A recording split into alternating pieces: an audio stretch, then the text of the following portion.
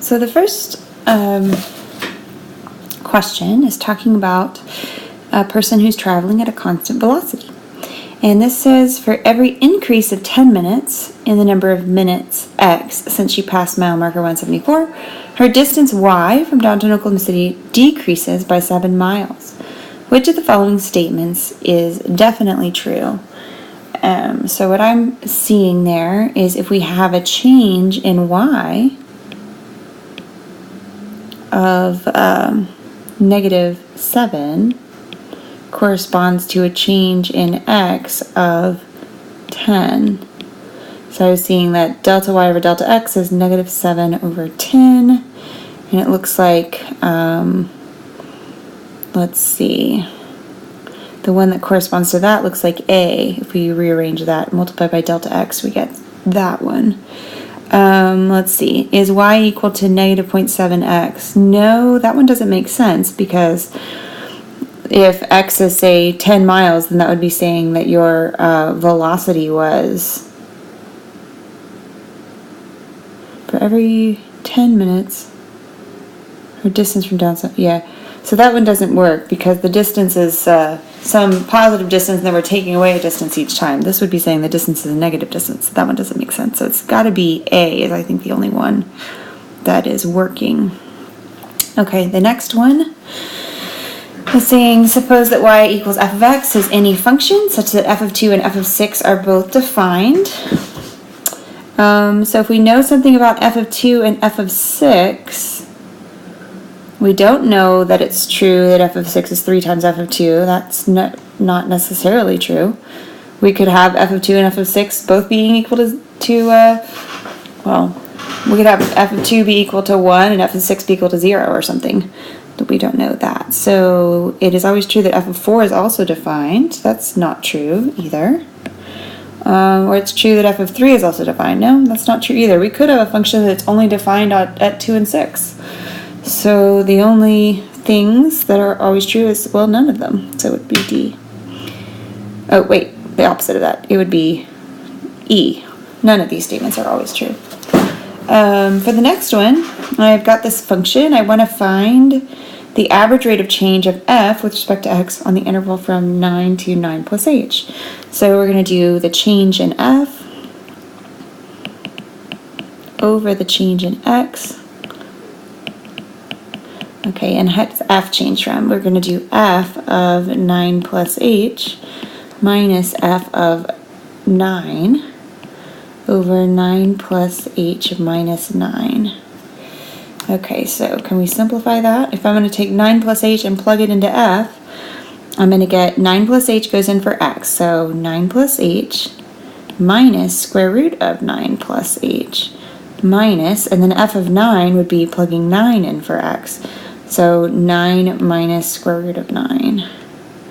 And all of that is over. If I look at the bottom, I have 9 plus h minus 9. So the 9 minus 9 makes a 0. So I just have an h left on the bottom. So that corresponds to answer C.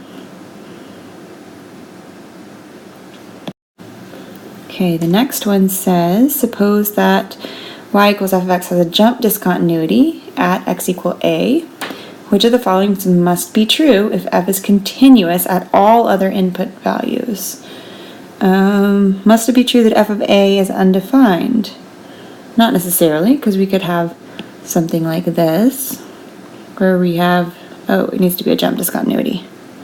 Hang on. So it could be a jump discontinuity like this, but it's defined at f of a. Or it could be not defined at f of a. We could have an open hole on either side, so that doesn't have to be true. That doesn't have to be true. The left and right hand limits need to exist and be unequal. Well, that has to be true for sure. Let's see. Let's check the others. The left hand limit either needs to be a or the right hand limit. That doesn't need to be true because we could have open at both ends here. So we could have something like this where they're both open. So f of a doesn't have to be defined at all. And then this and doesn't make sense either because that would mean that it wasn't a function. Okay, so the only one that's true there is C. Then it says, which function below provides the average rate of change for f of t equal 3 minus 2 square root of t? Okay, from t to t plus 27. So again, I want to do the change in f over the change in t. Yeah.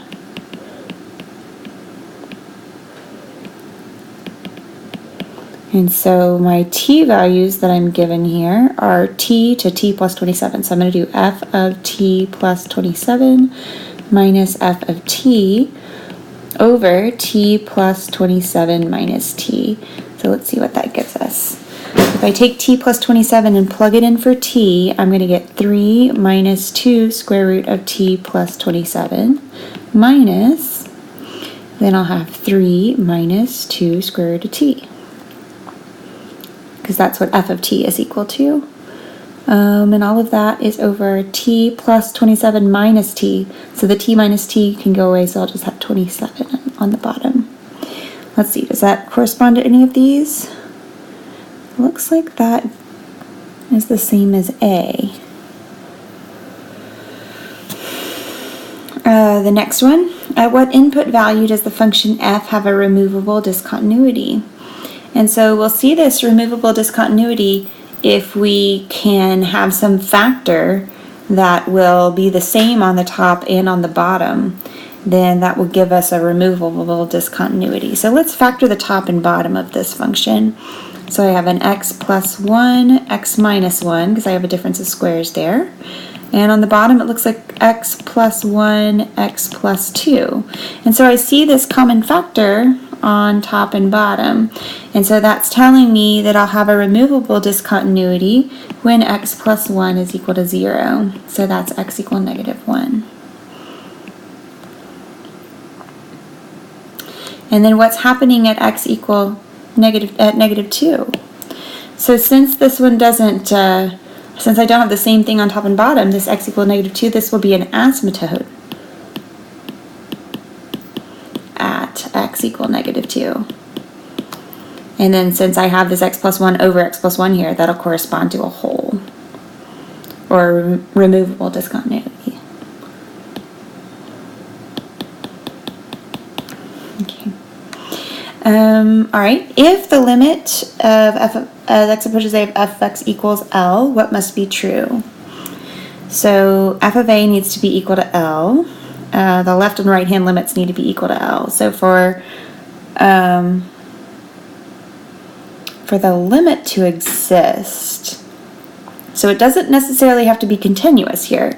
So for the limit to exist, the left and right hand limits need to exist and be equal to each other. So here's our L, here's our A, but we could have something like this where the point is not actually equal to, f of A is not equal to L necessarily. So 1, 2, and 3 need to be true to make that happen.